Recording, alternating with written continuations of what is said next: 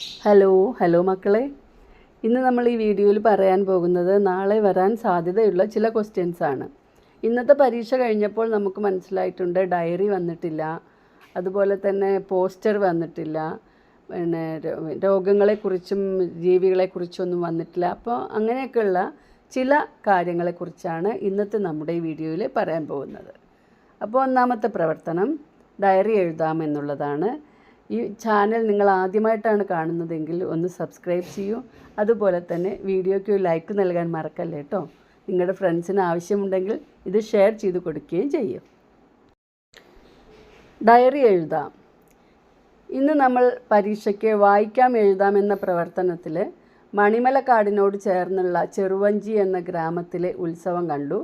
ആ ഉത്സവത്തിന് മണിക്കുട്ടനും ചിഞ്ചുവും എല്ലാ മൃഗങ്ങളെയും, കാട്ടിലെ മൃഗങ്ങളെയൊക്കെ ക്ഷണിച്ചതായിട്ട്. മണിക്കുട്ടനും ചിഞ്ചുവും വീട്ടിലെത്തി. അന്നേ ദിവസം അവർ എഴുതിയ ഡയറി എങ്ങനെയായിരിക്കും? അപ്പോൾ ആ ഡയറിയാണ് ഇന്ന് നമ്മളിവിടെ എഴുതാൻ പോകുന്നത്. ഡയറി എഴുതുമ്പോൾ ഡേറ്റും ആ ഡേയും അവിടെ കൊടുക്കണം. ഇന്നത്തെ ഗ്രാമോത്സവം ഒരിക്കലും മറക്കില്ല. എന്ത് രസമായിരുന്നു! കിങ്ങിണി മയിലിൻ്റെ നൃത്തം വളരെ മനോഹരമായിരുന്നു. അതുപോലെ തന്നെ കുറുമ്പിക്കുയിലിൻ്റെ പാട്ടും അതിമനോഹരം. ആന വെള്ളം ചീറ്റുകയും അണ്ണാൻ്റെ മരം ചാട്ടവും കണ്ട് ഗ്രാമവാസികൾക്കൊക്കെ നല്ല ചിരിയായിരുന്നു. കാട്ടിൽ നിന്നും കൊണ്ടുവന്ന സമ്മാനം ഗ്രാമവാസികൾക്ക് കൊടുക്കുകയും ചെയ്തു. ഇതുപോലെ ഡയറി എഴുതാം കേട്ടോ. ഇതുപോലെ ഡയറി വരണമെന്നില്ല, പക്ഷേ ഡയറി വരാൻ സാധ്യത ഉണ്ട്. അടുത്ത പ്രവർത്തനം തൊഴിലുകൾ. നമുക്ക് ചുറ്റും ധാരാളം ആളുകൾ ധാരാളം തൊഴിലുകൾ ചെയ്യുന്നുണ്ട്. അവ ഏതൊക്കെയാണെന്ന് നിങ്ങളും പട്ടികപ്പെടുത്തി നോക്കിയിട്ടുണ്ട്. ഒരു വീട് നിർമ്മാണത്തിന് ഏതെല്ലാം തൊഴിലുകളാണ് നമുക്ക് ആവശ്യമുള്ളത്? നമുക്കൊന്ന് നോക്കാം. ഇതുപോലെ ഒരു ചോദ്യം വരാനുള്ള സാധ്യതയുണ്ട് കേട്ടോ. എൻജിനീയർ, കൽപ്പണിക്കാർ, തേപ്പ് പണിക്കാർ, മരപ്പണിക്കാർ, ഇലക്ട്രീഷ്യൻ, പ്ലംബർ, ടൈല് പണിക്കാർ, പെയിൻറ്റർ, ഇങ്ങനെയുള്ള പണിക്കാരാണ്, തൊഴിലുകളാണ് നമ്മുടെ വീട് നിർമ്മാണത്തിന് ആവശ്യമായിട്ടുള്ളത്. അടുത്ത പ്രവർത്തനം കണ്ടെത്താം എഴുതാം. കണ്ടെത്താം എഴുതാം. നമുക്ക് ചുറ്റും നമ്മുടെ വീട്ടിൽ ഉള്ളിലും വീടിന് പുറത്തുമൊക്കെയായിട്ട് ഒരുപാട് തരം ജീവികളുണ്ടല്ലോ.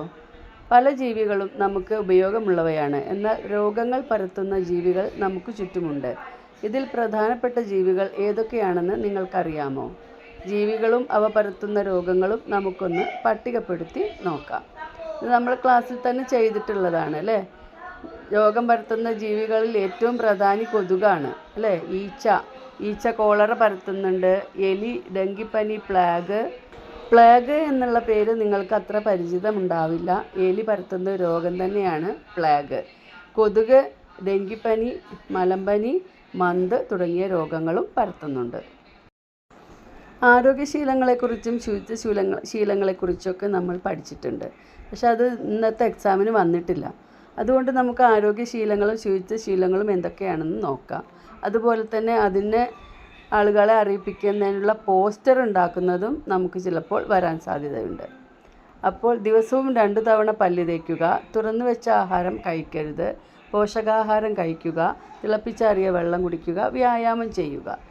പിന്നെ ശുചിത്വശീലങ്ങൾ ദിവസവും കുളിക്കുക, പല്ല് തേക്കുക, വൃത്തിയുള്ള വസ്ത്രം ധരിക്കുക, വീടും പരിസരവും വൃത്തിയായി സൂക്ഷിക്കുക.